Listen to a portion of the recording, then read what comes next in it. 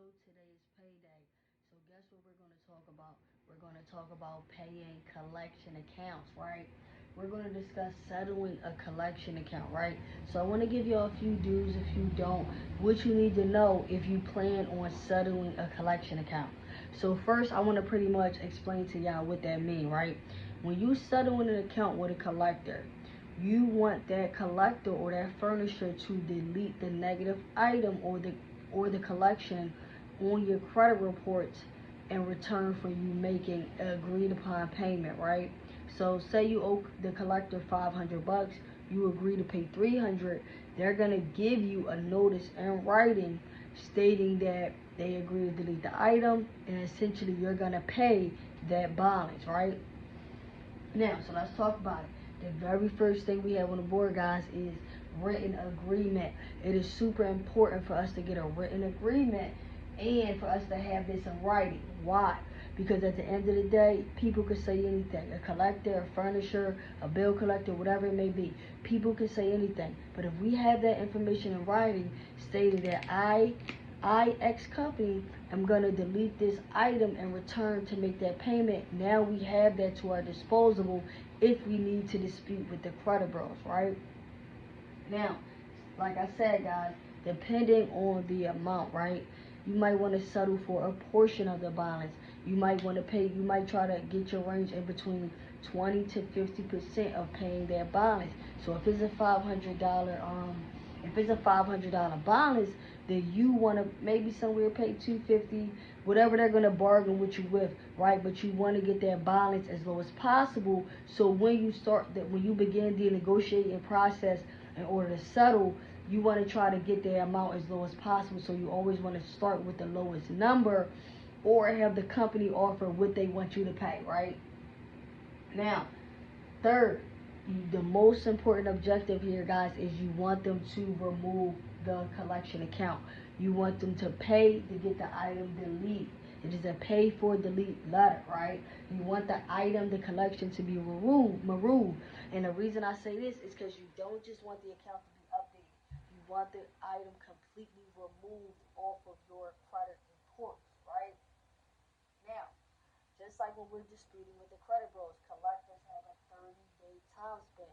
Now, granted, you can get a time span, you can get a response in a quicker than the 30 days, but they have 30 days to respond to your dispute letter, right?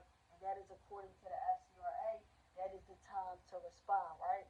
So now, you can get a few different responses from a collector. A collector may say, we don't do those type of negotiations, meaning they don't settle into the accounts.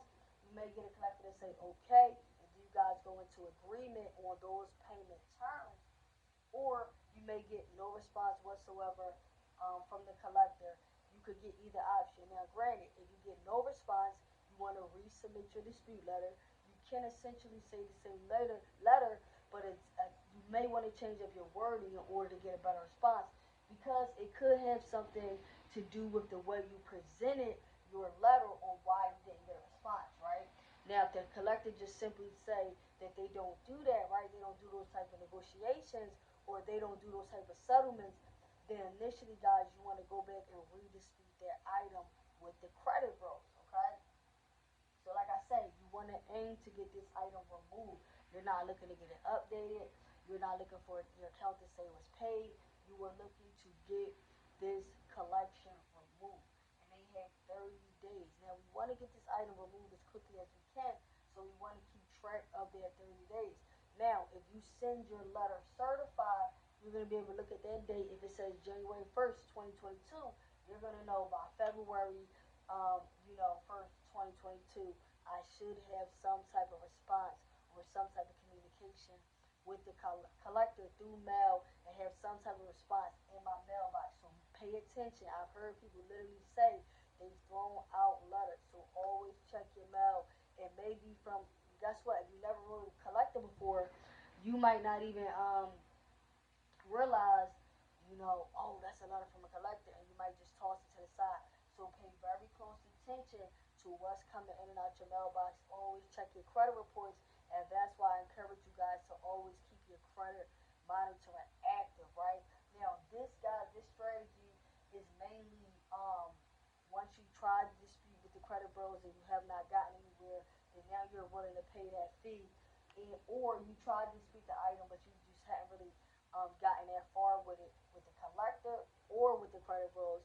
You got no response, so now you're trying to pretty much settle the debt. You're going to have to pay something out of pocket, but in return, you want to get that item removed from your credit report.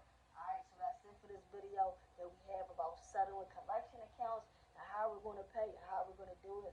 We're going to make sure to get everything in writing, and I'm going to see y'all next time. Peace.